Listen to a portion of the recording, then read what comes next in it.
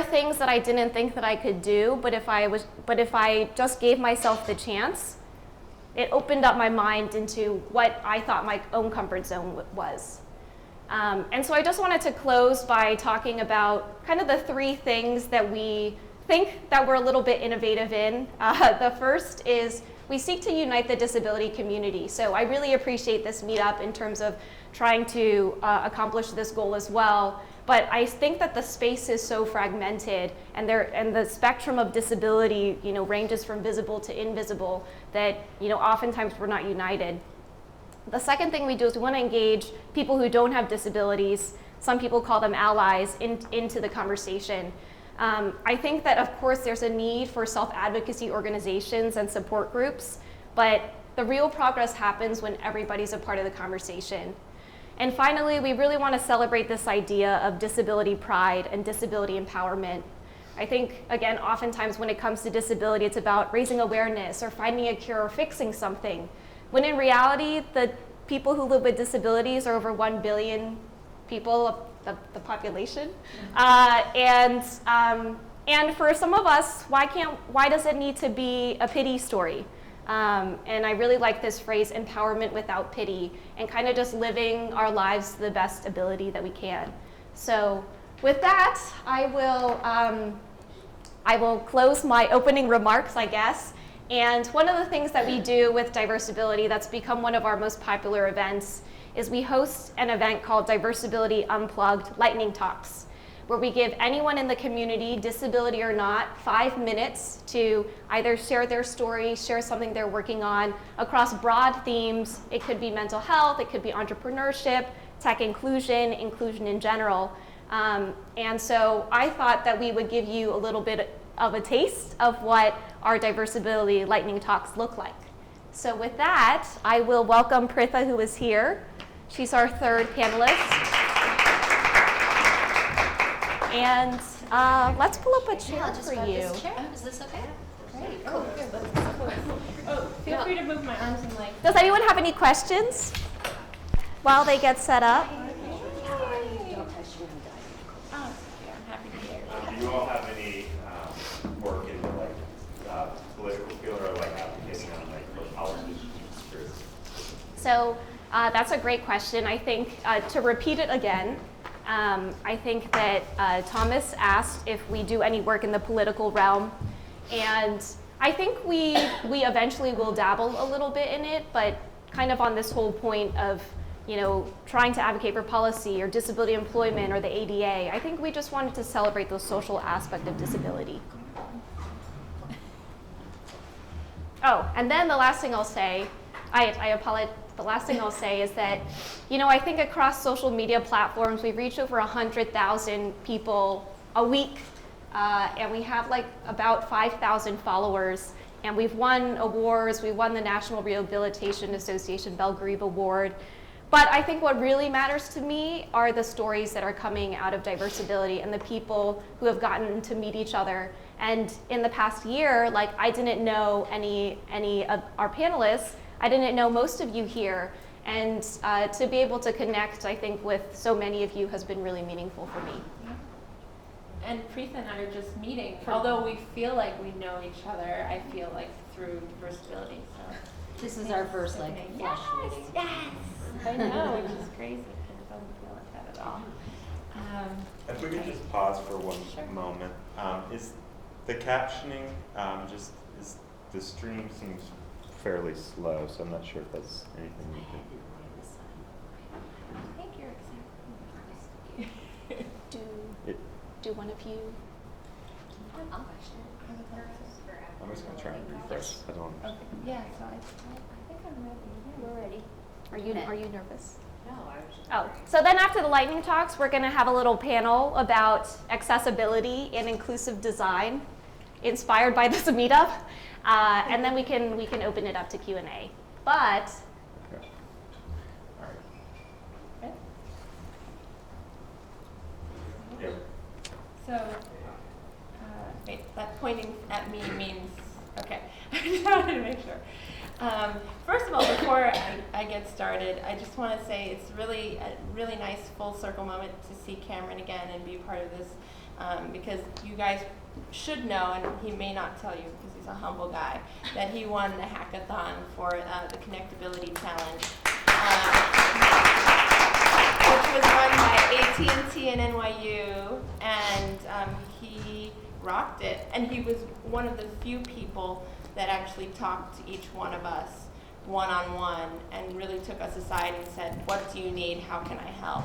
And so I can say for me personally that I already had my eye on him because I could see that extra love and TLC would, was really, it was powerful for me to feel like, okay, this person really cares about us. And then obviously he did awesome things, so it helps. Anyway, so it's great to be here. But I really would love to sort of piggyback on what Tiffany was saying about the elephant in the room, because for me, I had the exact opposite experience of Tiffany in that I always had my CP, or at least as far as I could remember. And my parents' approach was, yes, we're going to treat it as a practical consideration, but anything is possible, and therefore, when I wanted to be a ballerina, they just got me a ballerina costume for Halloween 2 years in a row. They never said, oh, Sean, that'll never be you, or stop dreaming, or, and then when I switched from actually I started with a walker. When I switched from walker to ski pole, my dad was carrying the walker down like 57th Street and saw a ski shop. And my parents were about to go skiing, and they were like, okay. So she took the walker into this ski place and said, do you think you could add skis to this? And the guy was so touched by what my dad was doing that he actually did it for free. And as a result, I remember being basically pushed down the slopes over and over. And I'm pretty sure that I fell quite a lot and enjoyed every moment of it. But when I can look back at it now, knowing maybe how other parents might have handled it, I'm very grateful that they were always supportive and yet pushed me to do more. But always made me feel that not only was I enough, but I was special in the best possible way. And I realized that in a way, it made the elephant in the room really tiny, but to the point where I don't know that I even really, in some ways, like if it wasn't practical, like I didn't want to really talk about it. So I never joined disability advocacy groups because I thought that was the obvious thing to do. Here I am walking with these two, in this case, bright pink ski poles, walking around like, this is obvious already. We don't need to necessarily make it more than it is. But I didn't realize that other people with disabilities were having different experiences or struggling with things like body image. I certainly struggled as a girl and a woman and someone going through puberty, but as far as my disability, it was always this ace up my sleeve. I felt like that was the easy part of my life. But I don't think I realized the importance of sharing my story until it happened. So I was a grant writer for a theater in New York about 2 years after college. And 6 months into grant writing for them, they said, hey, by the way, would you like to write a monologue and be in our next show? And the topic was faith, which was really difficult for people, so it ended up being once a month we would submit for about 2 years. But for some reason, every time I would go to write, I'd write about my body. And I didn't even really understand it myself until I started to write a story basically about this process of really realizing that my body was a temple. And one day when I was on the stage, it's literally like the voice of God said, this is what you're supposed to be doing. And I was like, okay, what am I doing? I'm talking about my life, playing myself. Like, what does this mean? Does this mean like, I don't know, should I audition? So I went on an audition for ABC and shook my way through it. And I feel like the second part of that message was like, Sean, I don't want you to play somebody else right now. I want you to be yourself. So I ended up, not long after that, pitching to the Dove campaign to include people with disabilities in their advertising. And the reason was that in that 2-year writing process, I met some of the most talented, beautiful, amazing actors, and award-winning playwrights, studio actors saying and writing in their journals, "I hate my body, I hate my life." And there were some members of that, there were about 15 members with disabilities, and that was the first moment that I realized, wait, not everybody thinks their disability is awesome, and why is that? And the first thing that it occurred to me was that I lived in this incredibly beautiful bubble where, I was told anything was possible, and I believed it. So it made me realize that having parents and a supportive school system and all the supports that we can was really important in becoming the fullness of who we are. So it's interesting, in this process of realizing the importance of my story, I grew that elephant. I want that elephant as big as possible now in my life, which is really strange if you think about how it started out. It was like the smaller the better in the beginning, not because I had any shame around the disability, but for me it was more important as a person to show that with a disability you can have a thriving, beautiful life. And I thought it was better to do that without necessarily being like, obviously, duh, here it is.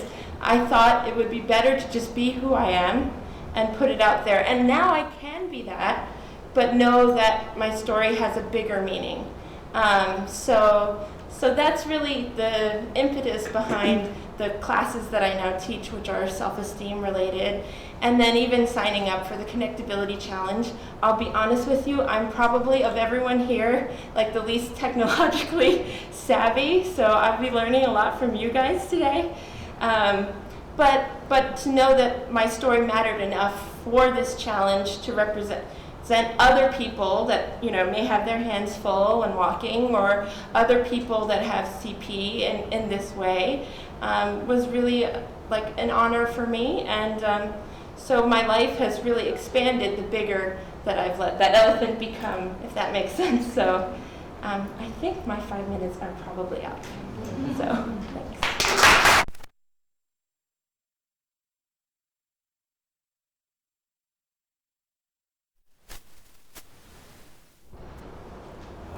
Could you put it on the speaker, maybe?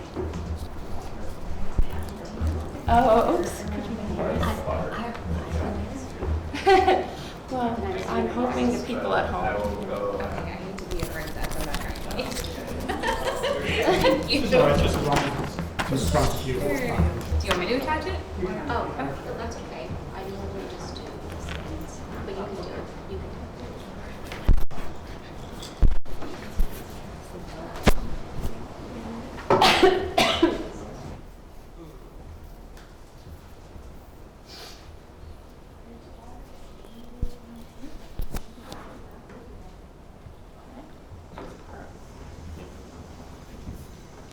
Okay.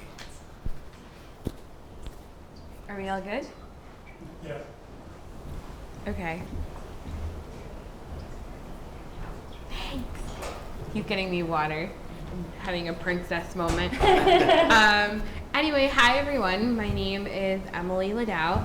I am a writer and a communications consultant, and more recently I actually started working on a federal project called the Partnership on Employment and Accessible Technology. And I really encourage all of you, for the sake of my wonderful employer, to check us out. We provide tools for employers to improve the level of accessibility in all stages of the process of hiring, of recruiting. You're my new best friend. Look at this. Look at this. Look at this. I'm going to chug it, guys. Chug it. Chug Oh, it. that's so awkward. Chug, Okay. chug, chug. Okay. I'm done being awkward. It's Friday. No, you're not sure. All right. Wow, that's so awkward. All right.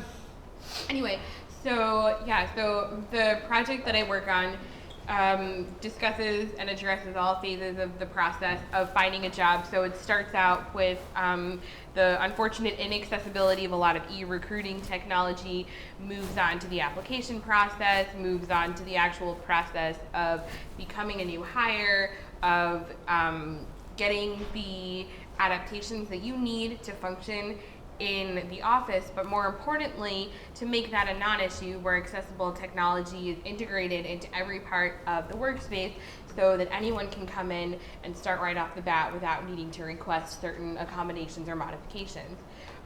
So this has been a recent love of mine, I would say. I really am enjoying the work that I'm doing on it. But aside from that, I think tonight I'm going to spend a little time talking about myself from more of a personal angle, just to address why accessibility is so important to me and to put a bit of a human face behind it. So I grew up in a household where my mother has the same disability that I do. And so in a way, disability was very much a fact of life. In another way, it was something that I rejected at every turn. I hate to say this, but I used it when it was convenient for me. I worked it, and other times I wanted nothing to do with it, and the best compliment you could give me was, I forgot you were in a wheelchair. Moving forward, I started to realize that I couldn't go about life ignoring the elephant in the room. That seems to be the key phrase here tonight. And realized that I could embrace it rather than, outright reject who I was as a person. I mean, having a wheelchair attached to your butt all the time doesn't need to be a negative thing. It's just a part of who I am. And so I started exploring my options as to how I would go about accepting myself. But I realized it's really difficult to accept yourself when it seems like the world around you doesn't yet accept you. And of course, that has a lot to do with attitudes. It has a lot to do with the discrimination that you face every day. When you wake up in the morning, you roll out of bed and people think you're amazing for doing that. When you get a job and people say, wow, I'm so inspired that you're working. And on the flip side, when they underestimate you, when they say, I don't think you can do that, or you're incapable of doing this, or you're worthless because you use a wheelchair. So you come up against that. But moreover, you also come up against the actual barriers, whether it be a curb that's not cut out so my wheelchair can get over it. For people who are blind, maybe a website that's inaccessible to them. Just the little, I call them microaggressions. I hate to say that anyone's being aggressive towards me. I don't think that's really the case. But it's just that reminder, hey, you don't really belong here. And so I wanted to get into the field of activism, but I wanted to do so in a way where I wasn't alienating people while explaining my needs to them. So I've come up with a bit of a motto or catchphrase that I would say explains the work that I do, and that it's, if you want the world to be accessible to people with disabilities, then you're gonna have to make the ideas surrounding disability accessible to the world. And I think that this particular meetup group is really important because you're taking ideas that affect daily life for many people and giving it a voice, putting momentum behind it. And that's where my work focuses, is that I don't want you to find, oh my gosh. Whoa! Okay, so exciting. Thank you. Wow, my new hero. Anyway, I'll wrap up now and chug some more water. But the long and short of it is that I believe that we need to make disability something that everyone can understand. It's often a very jargon-heavy little inner circle community, and we can move beyond that. We can talk about it in ways that make sense to everybody, and that includes accessible technology too, because part of the work that I do with the Partnership on Employment and Accessible Technology is focusing on how we can make everything plain language when we talk about it. Because otherwise, how is anybody going to know what we're talking about, and how is anything going to be accessible if our requests to make things accessible are not accessible. So it really becomes a circle, and I ask people to think about that circle, to think about accessibility at all levels of a project, at all levels of interactions, because that's really where the change starts, when you think about it from the beginning and not when it's an afterthought. And I am going to leave you with that, and thank you again for all the water. I feel spoiled.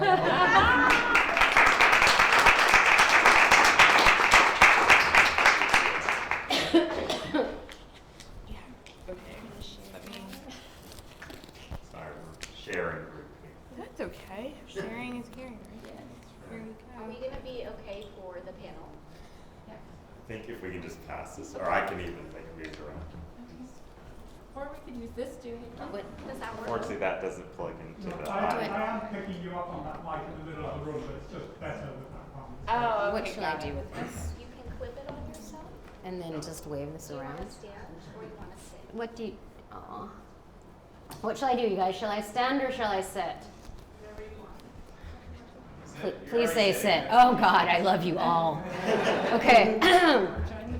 So I'm a little terrified. My name is Preetha, and I'm nowhere near as well spoken as Sean or Emily. I should say, you don't have to hold that up. The mic is this thing. So This thing? Oh, I don't have to hold it Put that up? down. It makes me feel good though. I'm just gonna squeeze it to just crush it in my. No, I'm just crushing this. My story in this community is one of complete gratefulness. Little backstory. My mom was diagnosed with terminal disease in 2008, and then in 2013 she had a massive stroke where she fried out 77% of her brain.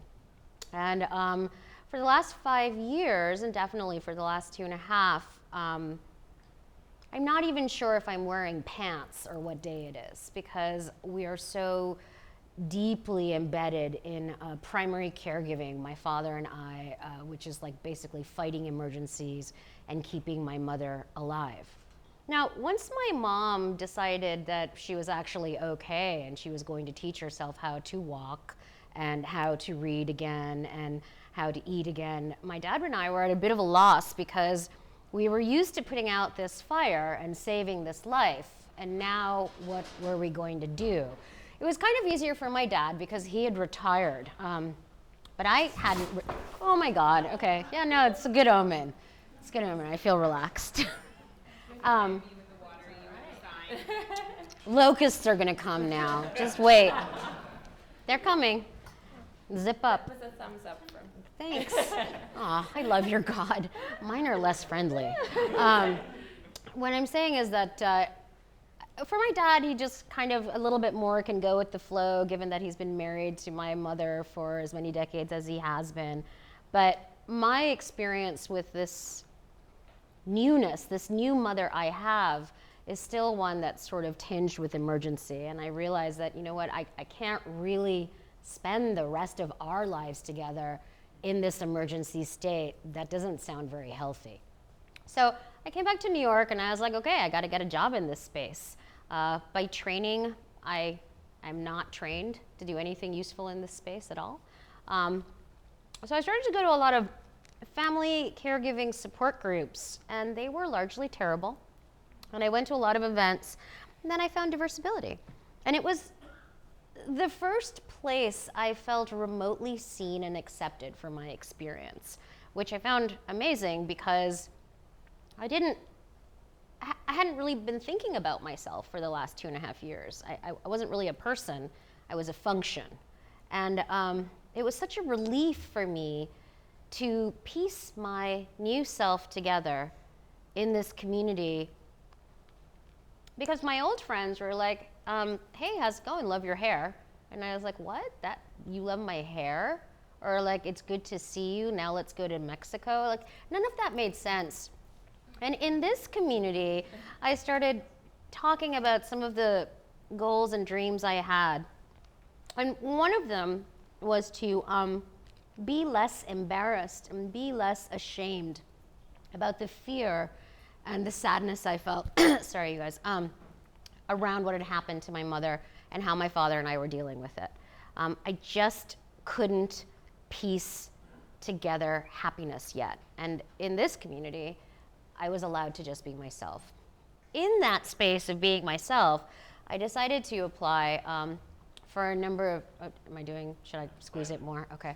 I decided to apply for a couple of fellowships, and I was lucky to receive the Air New Voices Fellow in 2015, which is a public media, public radio fellowship. And what I wanted to explore in that space was, where are these stories of family caregivers? I'm particularly looking at family caregivers that are sort of erased. So I'm South Asian, I'm not married, I'm not a lawyer, and I'm not a surgeon. That's really difficult for my community. Like that poses a lot of issues. Did I say I don't have children? That's just like very impossible. So largely, I had to parse, because my family tends to be more conventional than other families. I had to parse in ways that were largely invisible, right? At the same time, I noticed that these other invisible caregivers were non-cisgendered people, transgendered people, LGBTQI people, but they, for example, had to resume their biological imperatives in their primary family structure, and that seemed kind of unfair. They had to exchange their identity between the ones that they had made for themselves as they grew into the adults that they are, and the ones that they were required to be in order to be seen. So that was kind of troublesome. I wrote some stories, people liked it, they gave me a fellowship. At the same time, I realized the reason my dad and I literally went berserk was because we just didn't have the technology that we needed at hand to mitigate and exist in harmony with fear and hope, right? So what does that look like on a very basic level? My dad needs larger font, you guys. He's 75 years old, you know? Our caregivers might need things that are not just in English, because they speak Creole and Portuguese as their primary tongues. And I decided, you know, I could probably maybe, because I'm not a technologist, balsamic or pen and paper code this. And I did. And I made 3 things, and they were pretty used. Like all of my friends now, with all of their ill family members, are using this. I don't know, I mean, I'm certainly not a programmer, but the question I had was like, how come things are not making, how come people are not making things that are like useful right away, right? So that's how I got into family caregiving technology. And I can say that in the diversibility community, where I've met entrepreneurial friends like Quentin, soul friends like Priya and Tiffany, real life friends now like Sean and Emily, Christopher, a number of other people, everybody understands exactly what I'm talking about, because what I'm talking about is accessibility. Here, I'm trying to access myself as my mother's new daughter, as my mother is my new mother. And my father is sort of, you know, his whole life he's sort of been like, well, so what are you going to do, you know, because you're not a lawyer or a surgeon. And now I finally feel that my father sees me in a way that he might have been waiting a very, very long time, you know, to sort of lay his eyes upon something and recognize. And I'm pretty certain I wouldn't have done that without this community.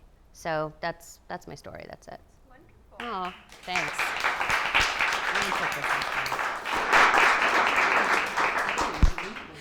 So now that you guys all got a taste of lightning talk, what do you think? Good, right? Yeah. Terrifying. No. But we love the opportunity to be able to give people the opportunity to talk about whatever they would like. And what you find is the diversity of stories and how rich they are and how colorful they are. But that said, I thought that Pritha ended with a really good segue into my first question, which is, I'd love to hear more a little bit about how you, Emily and Sean, you know, how you got involved with diversibility and kind of what that looks like for you now. They're looking at me. So, well, I think it's funny because I actually met Tiffany freezing our little butts off at the Carrie Hammer fashion show. They were delayed, so a bunch of us were outside waiting. And I was having a conversation with another couple, and she kind of joined in. And we exchanged cards, had coffee, and this was still something just on Tiffany's mind at that time. So I feel very honored that I would come in just before this incredible breakthrough for diversibility, and it's grown so fast. And it's really inspiring to see how we're all so different, but we're all united under this incredible sort of, I don't know if fellowship's the right word, but this incredible sense of community, this collective voice, but very individual at the same time. And so she had the launch, I don't know, maybe a month or so after we had our coffee. And I was actually supposed to speak with a certain lady to my right, and we'd never met before, but we met at the launch a week before we were supposed to meet. And I think that's a really great example of how these unexpected connections can happen. But for me, what's really impressed me is how the online community has just fostered this sense of we are not alone, and aggregating information. I mean, It's a nice way to put it. no, I mean I don't mean to sound so technical, because there's the heart component, but then and then of course having people, like somebody recently said, I'm not having a good day today, and then you saw the armies of people go in and support him. So it's from that personal part to, I think, Tiffany posted a White House employment opportunity the same day. So there's, this kind of, right, there's the informational, then there's the personal and the heart-driven. And I love that it has all of it, because that's what real life is, right? It's not just one thing. There's a lot of aspects to this. And accessibility, to me, is more than just stairs, elevators, and technology. It's also emotional, it's spiritual, it's connecting interpersonally as well. And I think it goes back to what you were saying earlier, Emily, about this idea that, really, if we don't make ourselves accessible and what we need accessible, then, and we don't communicate what we need, things won't happen. So I think diversibility is the perfect platform for that to happen. So that was long-winded how we met, but there you go. Sure. Can you hear me? Am I reading? Yeah. Rather? Okay. So I cannot for the life of me remember how I found out about diversibility, but I have this gut feeling that it had something to do with social media, which harkens to the fact that you better have accessible social media, because if you can't read what's going on social media, you're not going to know what's going on. So this has just been my singular focus for the last couple of months. So anyway, I think I found out about it because of a tweet, because I've been on a personal mission for years now to find as much information about disability as I can. And as Sean said, we were supposed to guest speak together at an occupational therapy program, and I showed up for the night of the diversibility event, and I had just spoken to her, the stranger on the phone earlier that day, and it turned out to be her. And so I think, as cheesy as it is, it points to the fact that the disability community is pretty small, but also gigantic. And so the work that people are doing in the accessibility field and the advocacy field is absolutely crucial, and having a central meeting point for that, like diversibility, is what drew me to it. And also, we do really cool things too. I think it's really awesome. That's my personal plug, not my professional one. Yeah, I think what I mentioned before about it bringing a little bit of humanity to disability, that's so important, because, I'm assuming, I hope it's a safe assumption that most of you spend a lot of time dealing in computers and coding and programming and, right, am I safe in that assumption? Yeah, okay, I'm sure there are many other people who are just, related to the field of accessibility in another way. But it's nice to step away from the computer and remind yourself that there's a real group of people who you're making a difference for. Right. And I think that's what's beautiful about diversibility, is that it is an online community, but everything is about getting us together. So she was able to, Tiffany was posting about the photo shoot with Rick And so this weekend it was like this big family reunion of all these amazing advocates in one place, celebrating, what we do together in this way, and being, really connected, not only technologically, but then physically. And then I think you also posted about rock climbing. So it's all ultimately about getting us closer together and expanding our world at the same time. It's great. That question was like kind of a plant, so that I could feel better about what we're building here. Yes. So, I found you through Eventbrite. People look into Eventbrite, right? And I think I went to your second event, and that's when Quentin, a colleague of ours in the community who now lives on the West Coast, was doing one of these lightning talks. And he got up and started talking about his child, Stellan, who has requirements and works with a number of therapists, private and federal, and how Quentin was having a really difficult time organizing that care, and then creating a space for those care providers to communicate with each other and capitalize on knowledge sharing and communion. Like, let's be homies in this because we're in this together. So he built the thing that I built for my mom and her care providers. But I did this in Frederick, Maryland when I was living with my parents, and he did this in Brooklyn with his wife. And it was so amazing to me that to meet right out of the bat, this was like the first 3 months when I returned to New York in 2015, I just drank a lot of gin and looked at the ceiling. And then I was like, okay, I had no more money for gin. I have to get a job. And so I resumed doing some, consulting work and strategy stuff, and started to go to a bunch of events, sober. And it was amazing to me that I met Quentin. But here's where it gets really much more amazing. Just about 3 weeks ago, the three of us, or maybe 4 weeks ago, had lunch. Priya is holding the lovely yellow phone. And she has had, I'm going to speak as I remember this, her very own profound experience being a primary caregiver for one of her parents, and then a primary caregiver who's geographically removed from that caregiving locus, like where I am. And essentially if there was a continuum, Priya has graced my future with her story. And she's at a place in her life where she's producing, are you live yet? Can I talk about that? Yeah, you can. It'll be live probably next week. We'll go for it. Well, why don't you go for it? Just do a little slide thing and say what it is. Does she need the microphone? No, it's all. Speak up. Okay.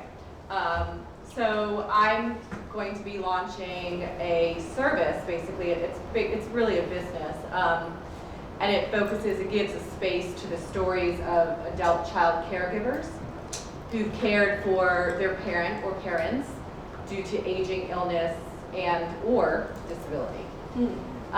With my particular experience, it was all three. It was for my father, with my father, and I was a primary, secondary, and long-distance caregiver, and that really sort of impacted on how I view the world, and the lens in which I view the world as well. And I wanted to create a space for this hidden population of individuals that I felt really needed a voice, needed to be seen, as much as the people that they were also taking care of as well.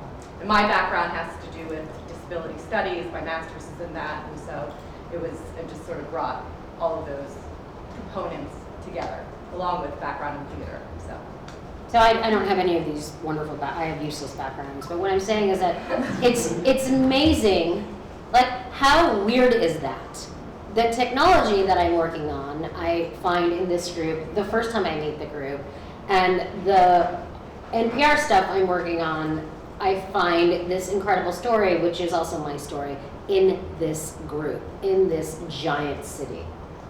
So I think that it is really this issue that we are largely invisible to each other. our individual experiences, we live them so individually, it's very difficult to find diversity, plurality, and acceptance, right? And I think that diversibility is a question, frankly, and a movement that should happen in every city and every town for everyone to figure out how we fit in through this lens. I mean, I sort of think this is the future lens. We are all connected in this one place. That's great. I interrupt you guys to do a 5-minute warning. Okay. So, I know. So I just want to close with one question, but I really like to make these a little bit more interactive. So I have one question for the audience as well. So my question for you guys is, I did want to touch on tech a little bit because we are here. The way that we're structured is we leverage existing technology to build our online community, etc. But I wanted to know, at least from our panelists, like, are there any brands who have done a good job with design, or any tech that you use that you really like? Yeah. For my mom, yeah. For luminosity is excellent. Or like, what is it about it that makes it like really great? So the tablet interface. My mother, I pushed iPad usage on her like 30 days into her event, and I felt it allowed her to capture some of her esteem and independence, because she still was functional with her right hand. And the more she played games that threateningly revealed the sort of damage her brain has sustained, I think in that gaming atmosphere, it was sort of like a spoonful of sugar, makes the process easier to digest. So while she was kind of completely unable to hold a pen and do spelling exercises, she was able to use her pointer and be a little less afraid that she couldn't remember how to spell the word bird, and then soon enough she was spelling ornithologist, right? But in the beginning, the softness of the iPad really helped my mother. I think as a blogger, I must say, and I would love to have suggestions about this, but I really enjoy using dictation software. You took my answer. Well, we're both.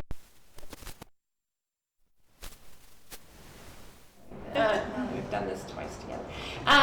But no, just the idea, because I would always say, but I can't write as fast as life happens. But I feel like I can kind of speak almost as fast as life happens. So that's been a real help in terms of daily emailing and things like that. But then I'm also an English major, and there's a lot of grammar things that come up when you do it that way. I always have to go back in and feel like a surgeon. And so if anyone knows like dictation software that is also grammatically correct, or ways to do that, I would love you forever. I already do, but I'll love you forever more. So for me personally, that's great. And then obviously with connectability, we had this incredible wealth and diversity of incredible things that were created for that. And the grand prize winner was a man who designed something that allowed you to use the computer with facial expressions. And you could assign which expressions were for which. And for spinal cord injury, for MS, and many other disabilities, this is hugely helpful. But since we have less than 5 minutes, I'm going to... Or two. Sean gave my answer. I love the fact that Macs have dictation built into them. That's a novel concept, accessibility built into something. I love it. Yeah, so that's my answer too. I can type pretty quickly, but I type all day, every day for work and for personal reasons. And I have severe carpal tunnel. And after a while, knowing that I can just hit a button and dictation will come on, I don't have to do anything fancy, is a wonderful thing. Great. The one thing I'll say is I really appreciate technology that is really totally inclusive. So it's not meant for a specific disability or example. And an example of that is this company called Bezalel. And what they do is they create this wireless charger that, you know, anybody wants a wireless phone charger. But if you happen to have, you know, aren't able to use your arms, being able to like push your phone close to a charger is pretty incredible. So with that, I just want to ask one question to the audience because Sean's like giving me the evil eye. But if you're building something, can you raise your hand? If you're building something, can you raise your hand? And then can I have you guys, like in 140 characters or less, just tell me what you're building? Google Docs and Drive. Google Docs and Drive. Accessibility testing tools. Accessibility testing tools.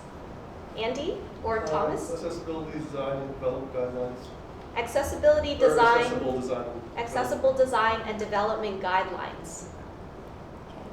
I do multimedia accessibility trainings, captions and audio descriptions. Yeah. I'm trying to make my company's website more accessible. Yeah, so you should talk to Cameron. Yeah. Yes. Accessible websites and making online services accessible for cognitive disabilities. Yeah? So I'm working on my thesis, and it's a tactile display for blind and visually impaired people, and it helps them be able to understand or better comprehend graphs. Oh, cool. It's for math and science. Oh, cool. I'm interested in making toys accessible for blind and visually impaired also, but also incorporating cognitive disabilities, autism, for kids. It's great. Nice. That may have been over 100. Speak fast, we have to leave this room in 2.5 hours. I know, I'm sorry. I'm sorry. Back there. I work for Pearson, and I'm working on the Pearson system of courses to maintain accessible. Making Pearson courses accessible. Pearson system courses are key. Wonderful. And An API with accessible information that's open data. it's great. And I will close because we're going to get kicked out. Oh, one more. Yeah, and we are we're deciding ways in which to navigate the city. Navigate what? The city. Navigate the city. And so as you guys build your things, if we can help you showcase what you're building, let us know. We can blast it out on social. We can host an event or do a tech showcase or something. Can I plug something unrelated super quickly? Partnership on Employment and Accessible Technology. We'd love to hear about what you're doing.